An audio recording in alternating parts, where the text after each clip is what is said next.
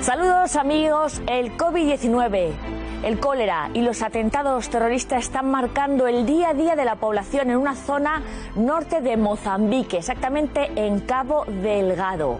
La violencia de estos grupos yihadistas está llegando a límites insoportables, con decapitación de niños de 11 y 12 años. Esta noticia no se conoce, pero aquí lo vamos a tratar porque se trata de un país que está asolado por este yihadismo y que necesita todo nuestro apoyo, donde los cristianos están sufriendo cada día una pesadilla diaria. Mozambique va a ocupar gran parte de nuestro programa y también hablaremos de otro país donde la libertad religiosa dista mucho de ser una realidad. Gladys Carbonell, bienvenida. Gracias, Raquel. Sí, ese país es China. A propósito del libro Cartas de Sangre, escrito por el profesor Liang Xi sobre el caso de la poeta y periodista china Lin Zhao, arrestada por el régimen de Mao en 1960 y ejecutada 8 años después, vamos a conocer cómo viven su fe los cristianos de China a través de una joven que pudo ver de cerca esta realidad de control y represión. Tampoco quedarán en olvido otras víctimas del odio y el terror por profesar su fe, ¿verdad, Raquel? Claro, porque vamos a recordar que se va a cumplir el aniversario de la masacre en Pakistán, en la que murieron 78 personas hace exactamente 5 años, y también del secuestro de los 7 monjes de Argelia martirizados hasta su muerte, los monjes de Tibirine. Este programa se llama Perseguidos pero no olvidados. No olvidamos a todos nuestros hermanos que han dado la fe por Jesucristo, y les trae cada semana este programa la Fundación Ayuda a la Iglesia Necesitada. No se vayan porque comenzamos.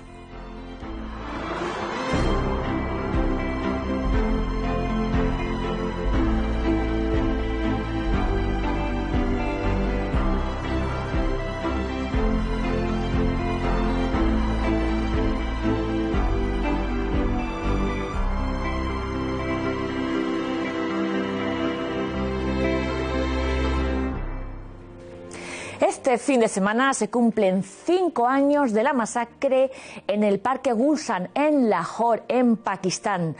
Murieron 78 personas, entre ellas 31 niños, porque el estallido de un hombre yihadista sembró el caos en un parque de atracciones. El portavoz del grupo terrorista aseguró que el objetivo eran los cristianos y que ese día estaban celebrando ni más ni menos que el domingo de resurrección. Salieron todas las familias a celebrar la Pascua en este parque. Familias enteras quedaron destrozadas. Días después del atentado, el arzobispo de Lahore, Monseñor Sebastián Sou, visitó a las víctimas y señaló estas palabras: somos una minoría muy pequeña, pero al mismo tiempo somos una iglesia muy viva. La mayor parte de los cristianos son muy pobres, pero somos ricos en la fe. No olvidamos este brutal atentado en Lahore, en Pakistán, uno de los países que todos los mapas pintan en rojo, más difíciles para vivir la fe de Jesucristo en todo el mundo. Y nos vamos a otro de los países donde la situación está empezando a ser alarmante. Hay que seguirlo con muchísima atención, lo que está pasando en Mozambique, donde las milicias yihadistas están operando en el norte del país desde el 2017 y están creando el caos con atentados terroristas y ataques indiscriminados a la población civil. La posibilidad de que esta violencia se extienda más allá de Cabo Delgado a otras zonas del país, incluso a Tanzania, es cada vez mayor. Y además de este yihadismo que está entrando en el Sahel y que está tomando el norte de Mozambique, se les ha unido en Mozambique a los problemas sanitarios con el COVID-19 y al problema enorme que tienen con la cólera. Bueno, pues vamos a hablar de Mozambique y tenemos con nosotros a la hermana Blanca Nubia, que es carmelita Teresa de San José, que se encuentra en Metoro, en Mozambique. Bienvenida, Blanca. Muchas gracias. Un saludo especial desde la provincia de Cabo Delgado, en Mozambique. La provincia que está sufriendo muchísimo. ¿Cuál es la situación actual de este conflicto que está haciendo que todos empecemos a preocuparnos por este caos en Mozambique?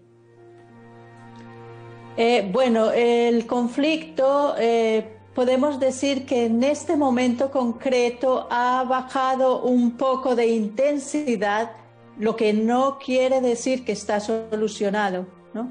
Ha sido un momento, digamos, como para respirar, pero siguen existiendo los ataques, siguen haciendo incursiones violentas en los pequeños poblados, un poco más al norte, pero la situación continúa muy delicada y bueno, pues muy triste. Hermana Blanca, ¿es cierto que estos insurgentes, estos grupos yihadistas aliados con grupos violentos locales están matando a niños de apenas 11 y 12 años, a veces de una forma brutal, decapitándolos, como ha trascendido en algún medio de comunicación generalista?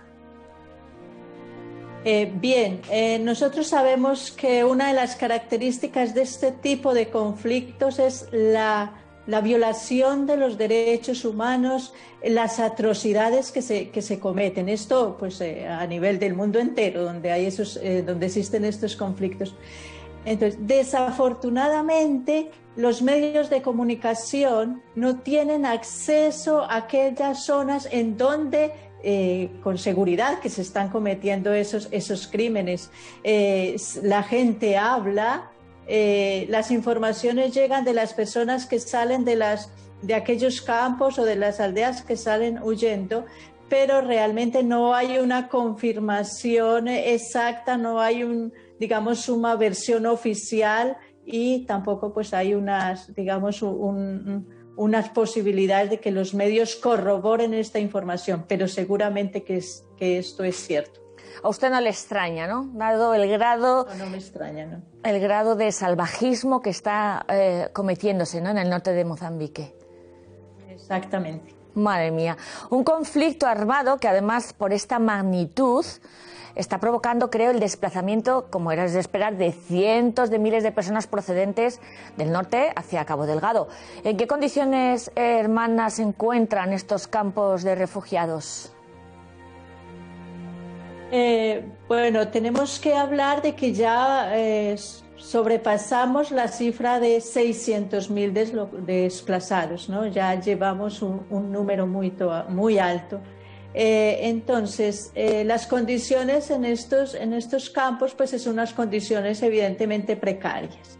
Lo que la gente encuentra en estos reasentamientos, bueno, pues es prácticamente un espacio en donde hacer una pequeña cabaña y pues los que tienen más suerte encuentran un pedazo de tierra para poder cultivar en este tiempo lluvioso, que es precisamente la época donde es el único momento que tenemos para sembrar. Son 3 meses de lluvia y después no vuelve a llover en el año entero. Entonces dependen las economías de las familias, la agricultura depende de estos 3 meses de lluvia y algunos ni siquiera encuentran un lugar para sembrar algunos productos básicos. Bueno, o sea que la situación es muy complicada. Creo que usted misma con sus hermanas tuvieron que dejar la misión donde estaban en Macomia e ir hasta Metoro, en otra parte del país, fuera de Pemba exactamente, ¿no? También sufrieron este problema. Sí, claro, nosotros tuvimos que huir como la mayoría de la población. Estamos fuera de la misión desde hace un año. Fue en marzo del año pasado que nos vimos obligadas a abandonar la misión. No solo nosotros, sino todos los otros 6 grupos o 6 grupos misioneros que vivimos y que trabajamos en el norte. Ya es un año esto. Sin embargo, pues estamos aquí y no hemos perdido el contacto con nuestra gente, porque ellos también son desplazados, entonces no estamos aquí, ¿no? Estamos trabajando juntos, pero bueno, nos hace mucha falta estar en casa, nos hace mucha falta estar en nuestro espacio y seguir educando y seguir viviendo y seguir formando, pero bueno, lo hacemos de otra manera, pero es muy triste, sí. De otra manera, siempre buscando cualquier posibilidad de llegar al corazón de las personas, hermana. Pues su trabajo es, desde luego, impresionante. En Mozambique, donde se habla de decapitaciones, donde la situación es de 600.000 refugiados, La hermana Blanca y toda su congregación quieren seguir trabajando. Bueno, es que la situación de Cabo Delgado es muy preocupante. Ya hemos dicho que los yihadistas están tomando el control donde ni siquiera las fuerzas ni los ejércitos de los estados pueden poner un poquito de orden. Son cientos de kilómetros de territorio en el que los grupos locales y los yihadistas han tomado el control por su cuenta. 300.000 personas han perdido sus hogares. Y vamos a ver en el siguiente vídeo unas declaraciones del jefe de la sección de ayuda a la Iglesia Necesitada Internacional de ULRIS Inc., que nos cuenta con más detalle la situación de lo que está pasando en Mozambique, ya que es el responsable de todos los proyectos de nuestra fundación en este país. Cabo Delgado, la provincia más septentrional de Mozambique, podría ser un paraíso, pero en lugar del paraíso, la población está experimentando un infierno desde 2017. En más de 600 crueles ataques contra las aldeas por parte de insurgentes del Estado Islámico y en los contraataques de las fuerzas de seguridad nacional ya han muerto más de 2.000 personas y más de 310.000 personas ya han perdido sus hogares. Muchos están tratando de ayudar donde pueden, pero el mayor sufrimiento, el trauma, no puede ser eliminado con tiendas y comida. Por lo tanto, con nuestra ayuda, la diócesis de Pemba quiere formar equipos para proporcionar apoyo psicosocial a los refugiados traumatizados que viven en las parroquias. Hermana Blanca Nubia, desde Mozambique, Cabo Delgado, en medio de esta crisis humanitaria de unas magnitudes terribles, ¿cómo estáis ayudando a la Iglesia? ¿Qué suponen los misioneros y el trabajo de toda la Iglesia local en esta zona? Bueno, a ver, en la diócesis, la Iglesia, y bueno, y no hablamos solo de la diócesis, sino del país entero, que se está movilizando a través de los equipos misioneros, de las parroquias, de todo eso. Bueno, existen como dos tipos de ayuda. Digamos que existe una ayuda más generalizada, que es aquella que puede hacer Cáritas, ¿no?, que recibe los fondos de muchas organizaciones particulares, fundaciones. Aquí aprovecho para agradecer la ayuda de la fundación de vuestra fundación, que hace poco tiempo digamos envió pues una ayuda considerable de 160.000 euros para apoyar todos estos trabajos.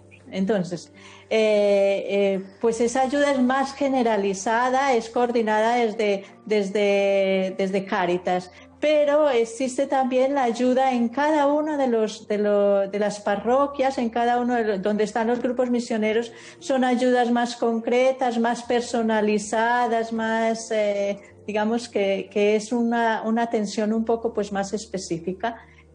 Pero la Iglesia no para. Nosotros no paramos de decirle al mundo entero que la solidaridad es el único camino para salir pues de estas situaciones. Impresionante, la Iglesia no para y no vamos a dejar de seguir colaborando. En este momento Gladys Carbonell nos va a contar efectivamente todos los proyectos, todo el trabajo que está haciendo Ayuda a la Iglesia Necesitada para socorrer a nuestros hermanos de Mozambique. Gladys, cuéntanos. Pues sí, Raquel, es una ayuda que llega para paliar de alguna manera la grave escasez de alimento que persiste en Mozambique. Ya lo decía la hermana Blanca, Ayuda a la Iglesia Necesitada ha destinado 160.000 euros en concepto de ayuda de emergencia.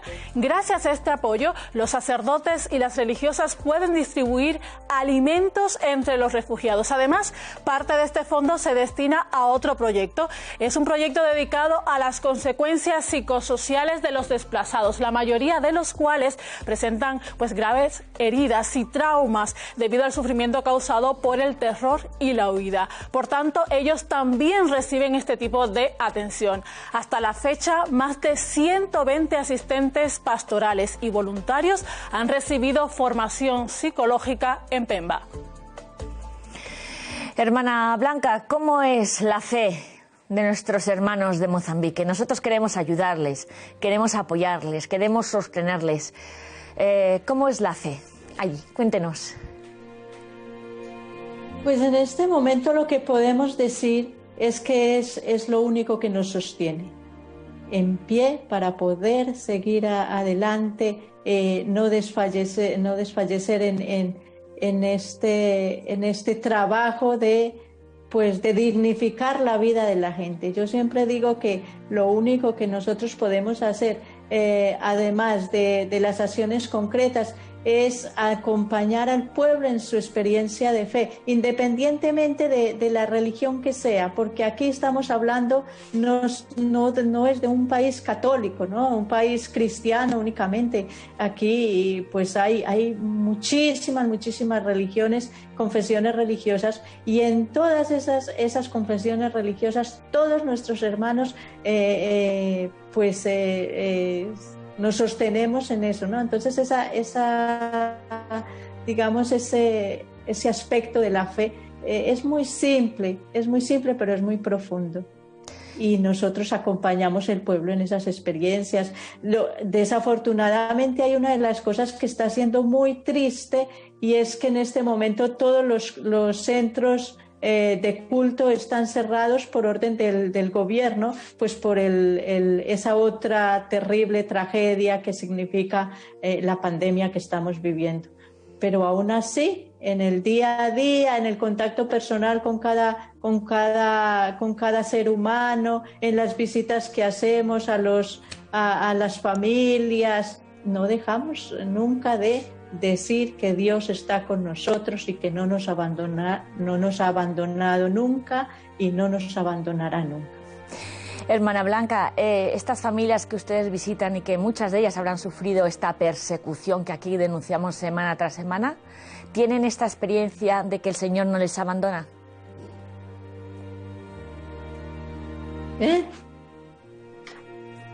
Decía, hermana Blanca, que si estas familias a las que ustedes visitan semana tras semana, esta compañía que hacen todos ustedes con estos hermanos nuestros que han sufrido en muchos casos la persecución con hechos terribles, ¿es verdad que en algunos casos han llegado a perdonar y saber que efectivamente Dios no les abandona? Disculpe, parece que estamos perdiendo la señal.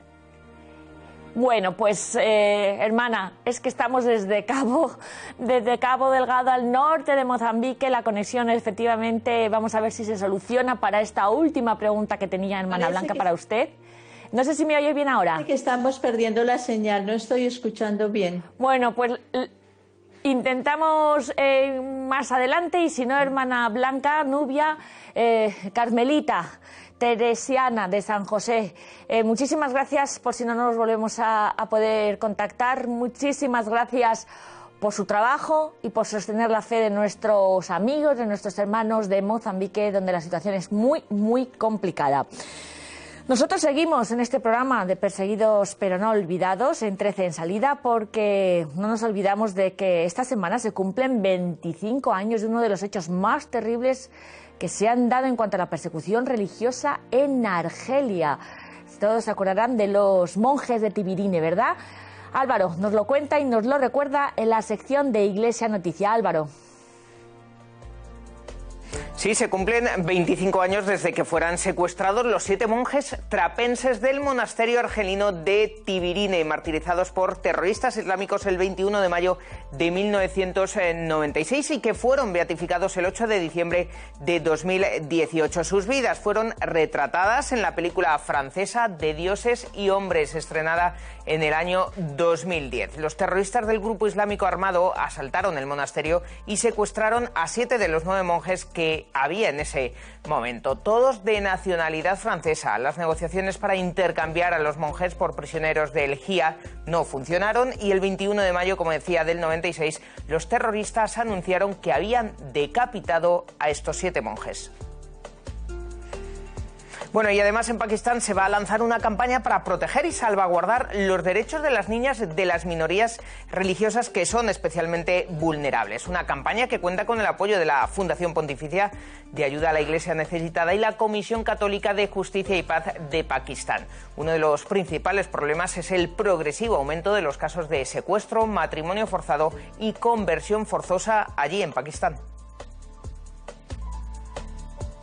Y por otro lado, el cardenal Bo, presidente de las conferencias de la Federación de Obispos Asiáticos, ha propuesto que los católicos de Asia se unan en oración durante toda una semana, esta semana, a favor de los católicos en China. Ha recordado que en muchas partes del mundo se viven conflictos, como en el país del que es arzobispo, Myanmar, y que por ello es necesario tener presente no solo a los católicos de esos países, sino a toda la ciudadanía.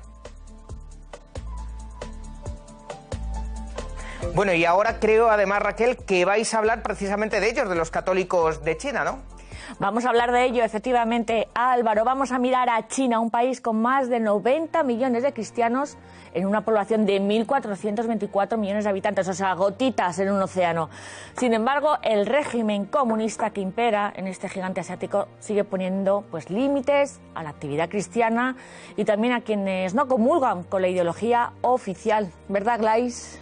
Así es, Raquel. Y esto no es noticia en China. En la historia de este país hay ejemplos y testimonios de quienes han sufrido y son víctimas de esta represión. Es el caso, por ejemplo, de Lin Zhao, una poeta y periodista china arrestada por el régimen de Mao en 1960 y ejecutada 8 años después en la cúspide de la Revolución Cultural. Su historia ha sido recogida en el libro Cartas de Sangre, donde se relata cómo durante el tiempo en el que permaneció en prisión mantuvo su firme posición disidente, arraigada, por supuesto, a su fe cristiana. Además, Glais, creo, en este libro lo parece que es así, que el autor del libro, Liang Xin, muestra los escritos de Lin hechos por su propia sangre y a veces con su ropa y con jirones de sus propias sábanas, ¿no? ¡Qué testimonio! Sí, Raquel, estos escritos milagrosamente se han conservado, aunque no habían visto la luz hasta hace poco, y ahora nos llegan a través de esta obra literaria de Ediciones Encuentro. Cartas de Sangre, un libro que recoge la historia jamás contada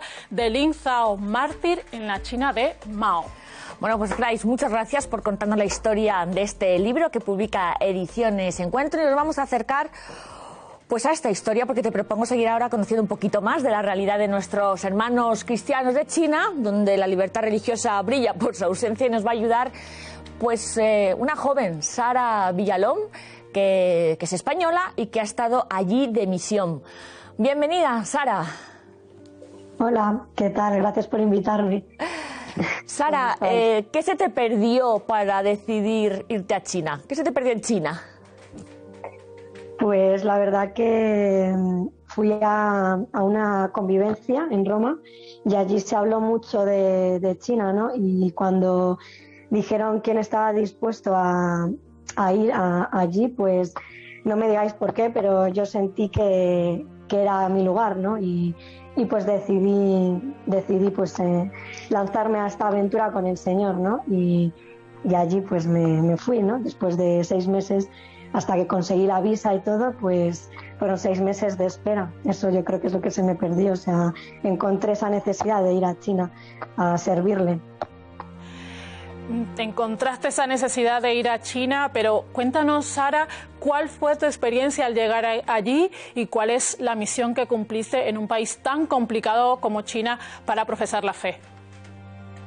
Pues cuando yo llegué allí, pues es verdad que era un país totalmente diferente, muy grande, evidentemente lleno de chinos, pero me encontré también la acogida, ¿no? O sea, esa acogida cuando yo llegué de tanto de los que me esperaban a mí como del pueblo también chino, ¿no? Es un país con mucha dureza, con mucha persecución, como habéis dicho, pero también recibí esa mirada de Dios a través de ellos, ¿no? Porque para mí China es igual amor hacia mi vida, ¿no? Entonces, esa acogida que me dieron al principio, aunque es también esa dureza como país, pues fue fue impresionante, ¿no? El poder estar allí, el poder mirar a cada chino a los ojos y recibir cada historia de ellos, pues para mí ha significado mucho, y poderles entender, ya sean cristianos o los no cristianos, ¿no? O sea, ha sido muy grande, ¿no? El poder compartir con ellos tantas experiencias y tantas vivencias del día a día, que no ha sido nada fácil, ¿no? Sara, pocas veces conocemos cómo es la vida de la fe en China, a no ser gracias a las informaciones, las declaraciones, los testimonios que nos contáis los misioneros que habéis podido estar allí compartiendo la vida y la fe con nuestros hermanos chinos. ¿De qué manera viven la fe? Sabemos que es un pueblo machacado humanamente, el ateísmo les ha dejado el corazón totalmente asolado, pero también contáis que existe una verdadera necesidad de Dios, ¿no? ¿Cómo reaccionan ante la llamada de Jesús a través de vosotros? A mí me ha impresionado, a mí me impresiona mucho cuando, es verdad que no podíamos ir mucho a las iglesias o a la catedral, ¿no? Pero cuando podíamos ir, la verdad que se palpaba, ¿no? O sea, a mí me encantaría rezar el rosario como lo rezan ellos, con ese fervor, o se refugian mucho en la oración, sobre todo en las canciones. Es un pueblo que vive muy solo, y las canciones las viven con pasión, ¿no? O sea, yo he visto, pues eso, esa unidad, ese ir a la iglesia, el reunirse, o sea, la iglesia se llena, a la catedral cuando podíamos ir se llenaba, ¿no? He visto matrimonios, he visto comuniones, he visto también el rezar, ¿no? Arrodillados delante de la cruz, también con mucha precariedad, con mucho miedo, pero teniendo fe de que el Señor está con ellos, ¿no? También tienen una peregrinación en Shanghái, a la Virgen de Shanghái, ¿no? Que la hacen una vez al año. Yo no la he podido hacer, me hubiera gustado, pero pues todo no se puede, pero ellos la hacen, ¿no? Y yo veo cómo María también les ayuda, la Virgen, ¿no? A estar unidos, ¿no? Tanto a los que están físicamente en la Iglesia Católica, como también los perseguidos, ¿no? Es una fe muy grande. Van a misa, quieren ir a misa, te hablan de Dios pero con mucho miedo, pero ahí están, ¿no? Hablan de Dios con miedo, pero no por eso dejan de vivir, de profesar su fe, y por eso, como tú comentabas, Sara, las iglesias se llenan. ¿Podríamos decir que, a pesar de esto que ves, que has visto, que nos compartes hoy, hay discriminación allí contra estos cristianos? ¿Conoces algún testimonio de ellos, de los que han sido discriminados, de los que han sido perseguidos por su fe? Pues la verdad, tuve la oportunidad de estar con dos personas. Una de ellas era sacerdote, otra era feligresa de la iglesia, ¿no? Una señora que era ginecóloga ella. Y la verdad que al principio pues tenían mucho miedo de recibirnos y de tratar con nosotros, pero luego vimos pues que estaban así por ese sufrimiento que tenían, que eran pues perseguidos, ¿no? Porque tenían obispos que no eran, a lo mejor, o sea, no eran escogidos por las sedes, sino que se escogían ellos con, pues bueno, la situación, y tenían pues muchos juicios, muchos problemas, y eran muy perseguidos, y ni siquiera nos permitían ir con ellos, ¿no? O sea, nos recibieron, nos acogieron súper bien, nos dieron de todo, o sea, la misma iglesia, o sea, yo sentí la misma iglesia, pero sí los noté con esa necesidad también de acogida de nosotros, ¿no? Porque se sentían muy solos, ¿no?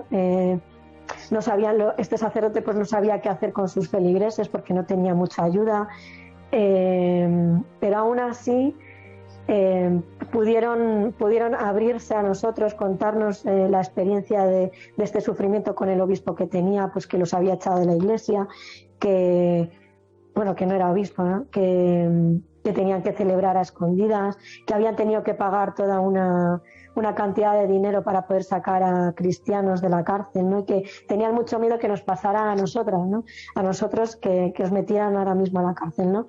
Y luego, referente a la otra señora, pues ella nos acogió en su casa, luego también nos ayudó a estar allí en su ciudad.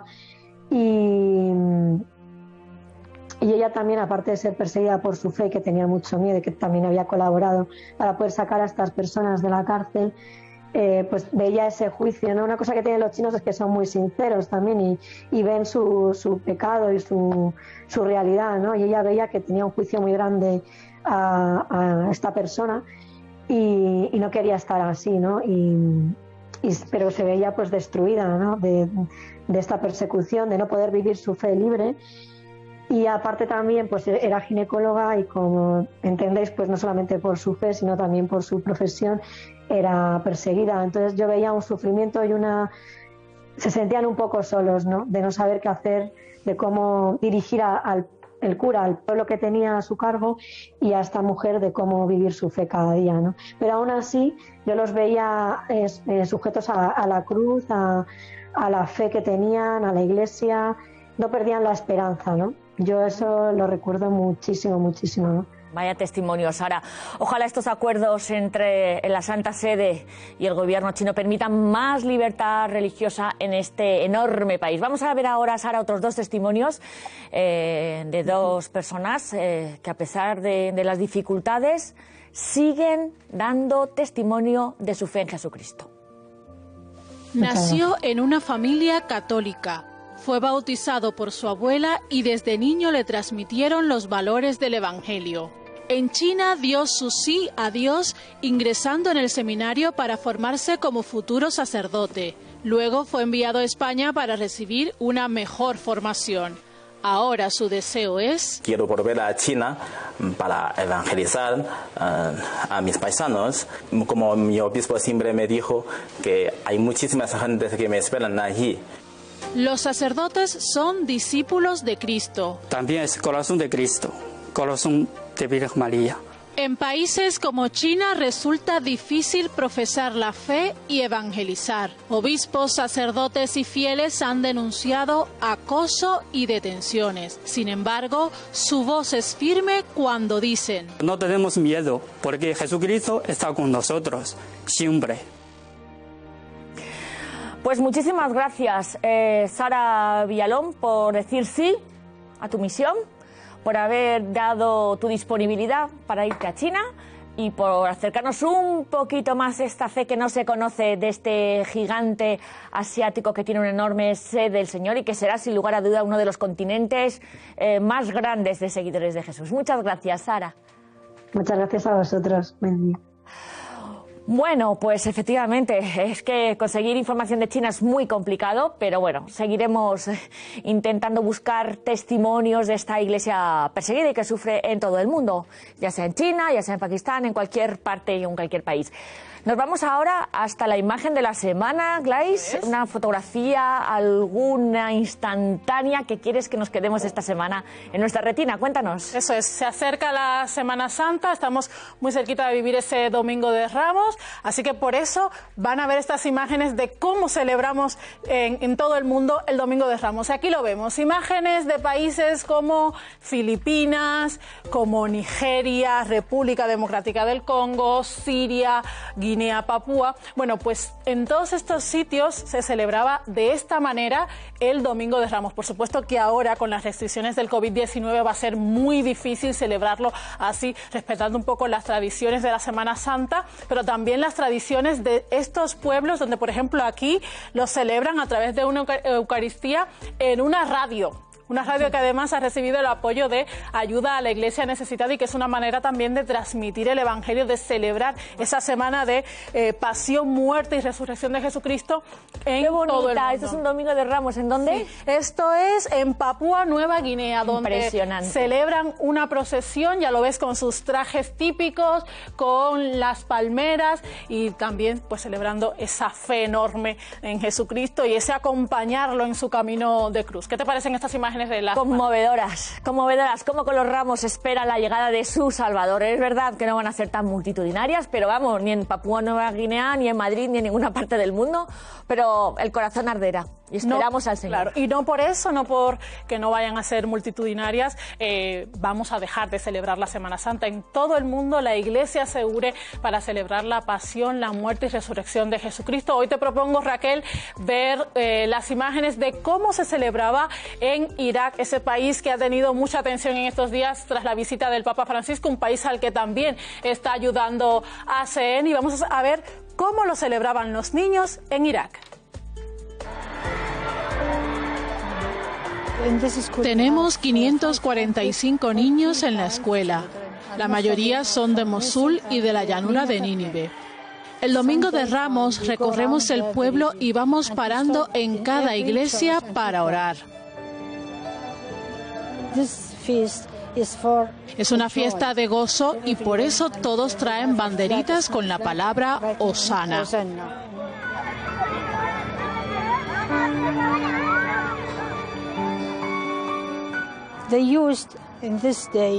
En este día se acostumbra a usar atuendos tradicionales de Karakosh,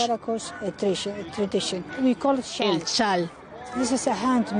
Todo es hecho a mano.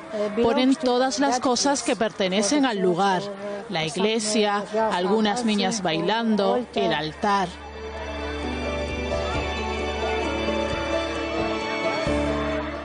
Lo disfrutan mucho. Esto quedará en su memoria para cuando crezcan, estoy segura. Queremos que nunca lo olviden.